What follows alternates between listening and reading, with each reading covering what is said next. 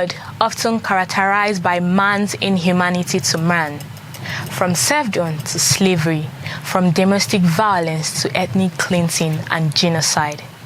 The scourge of human trafficking holds sway as one of the darkest examples of man's inhumanity to man.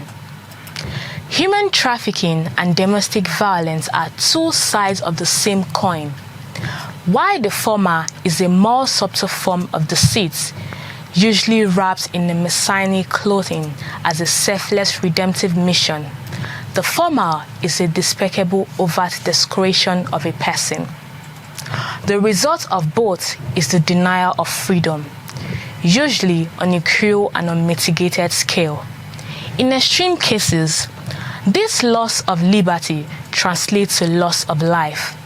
In 2025, True Vision, your platform that democratizes the media space, relaunches Back from the Brink, our advocacy program that features the stories of victims of human trafficking and domestic violence, with new features aimed at combating this insidious global pandemic. In this episode, we present the chilling account of a 16-year-old girl who was rampantly subjected to sexual violence by her depraved father, who, at the time that we are putting the story together, was on the run. However, before presenting the incredible accounts of the victims, starting from this episode, we shall give you trending stories on human trafficking across the globe. This will include the activities of those stakeholders who are firmly saddled with the twin tasks of battling the agents of human trafficking, as well as the rehabilitating rescued victims. It's a task worth the commitment of all those who cherish freedom, not only for themselves, but for the many vulnerable people whose victimhood inflicts untold hardship, not only on themselves, but families and societies. The big question is, will you be our partner on this journey? We cherish your partnership and solemnly invite you to join us at True Vision as we make Back from the Brink an effective advocacy vehicle combating the menace of human trafficking. Come with me on this journey.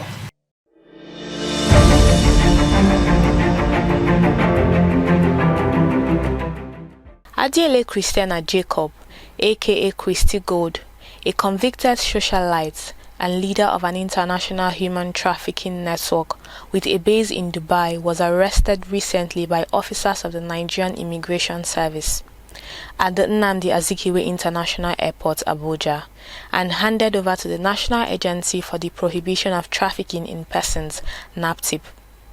Known for trafficking and sexually exploiting underage girls to Dubai for prostitution, Christy Gold has been on the wanted list of the National Agency for the Prohibition of Trafficking in Persons for the past 5 years.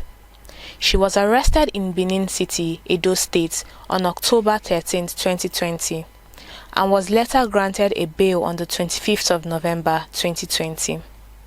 However, while on bail, she absconded to Dubai and failed to appear before the courts.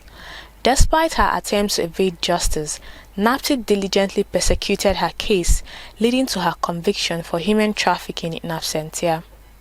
She was awaiting sentencing when she was rearrested. While speaking on this development, Director General of NAPTIP, Binta Adamu Bello, applauded the effort of the Nigerian Immigration Service for capturing Christy Gold, stating that it was an excellent example of interagency cooperation. She also noted that the agency's determination in apprehending all human traffickers in Nigeria.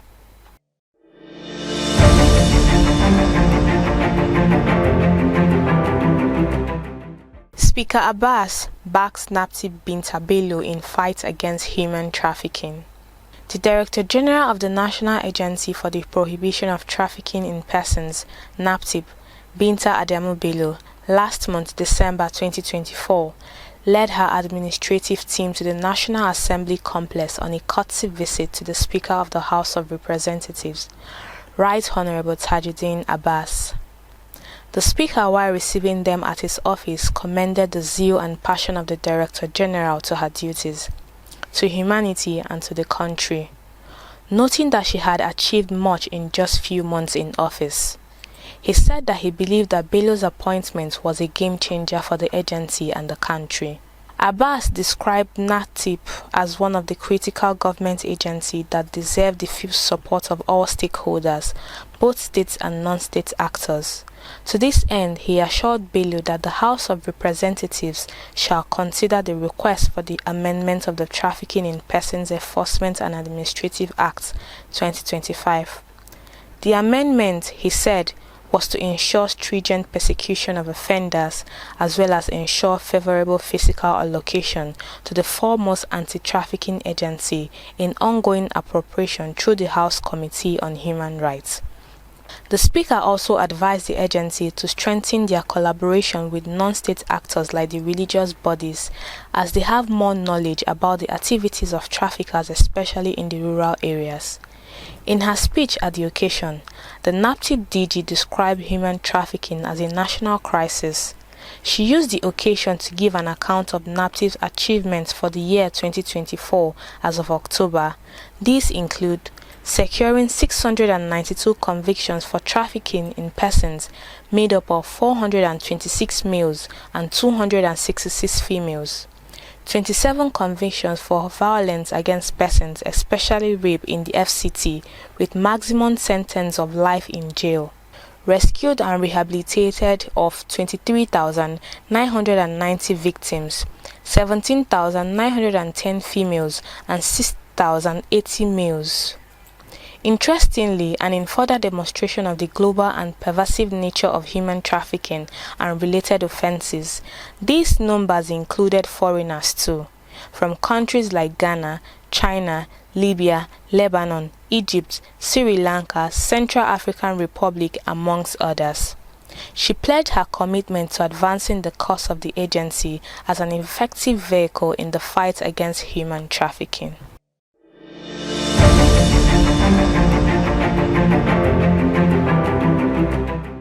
The Nigerian Immigration Service has raised an alarm that a Child Life Mission International, a new religious group that has emerged in the Northwest and advocating the revival of African customs and support for mankind instead of practicing Christianity or Islam, could have links to child suppression and human trafficking. Nigerian Immigration Service expressed concern over the rapidity with which a child with headquarters in Kaduna but led by one Johanna who lives in Jos, Plateau State, was recruiting members. On January 15, 2025, A.A. Aridebe, Principal Staff Officer to the Comptroller General of Nigerian Immigration Service, had issued a circular warning all state commands, directorates, zones and training facilities to be on the lookout for the new sect's activities. According to the local officials, attempts to stop human trafficking in Plateau State are still underway, but the rise of organizations like a Child Life Mission International highlights the ongoing difficulties that law enforcement and advocacy organizations confront in defending vulnerable families and children.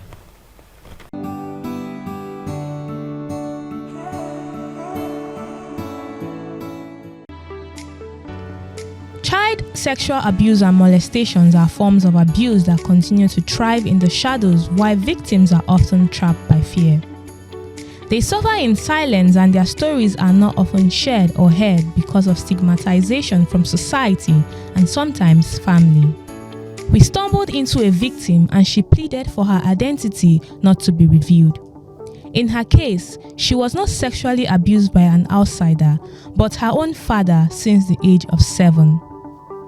The victim, who is now 16 years, suffered this molestation for 9 years, and it started since she was 7 years. Her parents are from Ghana but resident in Nigeria's capital, Abuja. I'm from Ghana. Yeah. I'm living with my dad and my stepmom in Abuja here.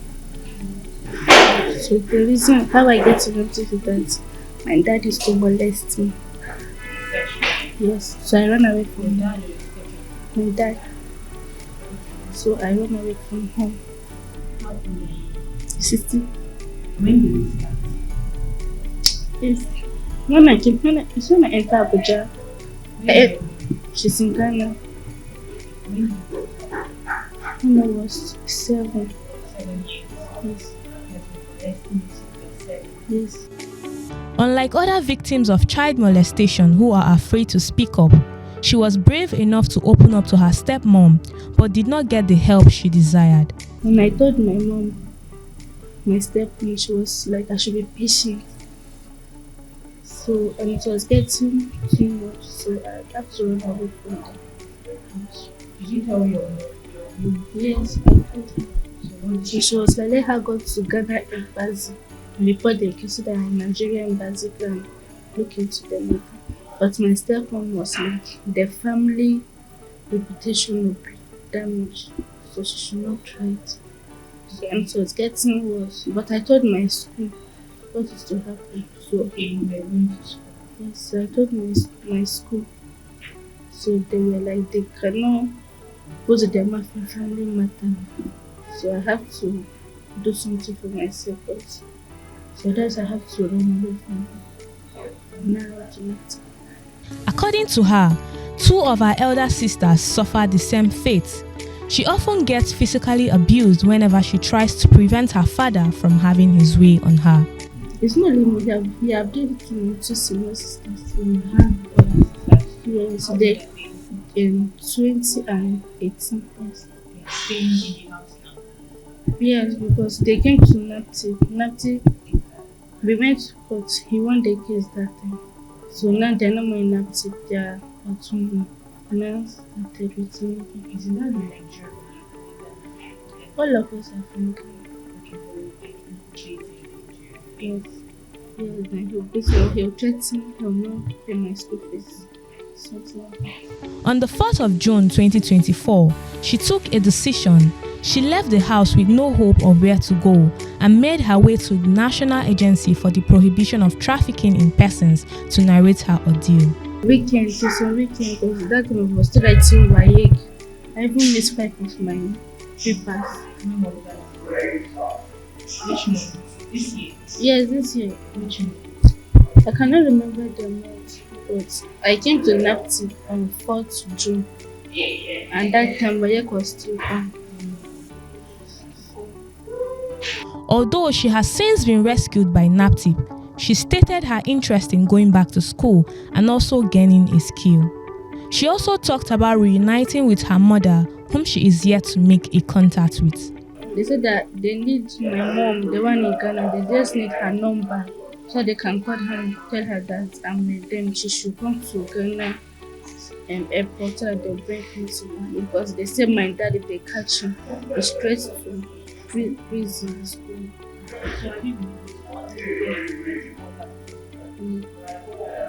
They are trying to get it from my stepmom. So she said she'll be coming to the head office 3 weeks time. So maybe if she comes. I want to further my education, but I want to just go back to my mom. I want to go back to Ghana. And I used to learn catering and hairdressing. So if catering will work, hairdressing will work. Although her father is on the run currently, security agencies are on his trails. According to Child Protective Services agencies, 57,329 children are victims of sexual abuse. Do you have anything to tell someone that is facing what you face? Like me now, I told one of our neighbor, but she went back and told my parents. That's my mom and my stepdad what I told her. So that was even the reason why that made me run away from home. So my advice to other children is that they should not trust anybody they see. They should just do what their mind told them to do. Yes. What they want, if it's their right, and they should. Even if they run away from it, like home or anywhere they're staying, they should be mindful. Like the people that if they see and they ask them what happened to them, they should not just tell them what happened. They should be careful. Yes. Also, statistics have shown that 1 in 9 girls and 1 in 20 boys under the age of 18 experience sexual abuse or assault. At the time of putting this story together, she had been undergoing rehabilitation at the National Agency for the Prohibition of Trafficking in Persons Care Home, in collaboration with the Symbols of Hope project in Nigeria, a collaboration between the Lutheran World Federation and the Lutheran Church of Christ in Nigeria that helps returnees from human trafficking and irregular migration reintegrate into the society. It is all very simple. Just view, like, share, and ultimately subscribe to our channel. We'll be glad to have your esteemed view in the comment section. My name is Stella Carlo, your host on Back from the Brink.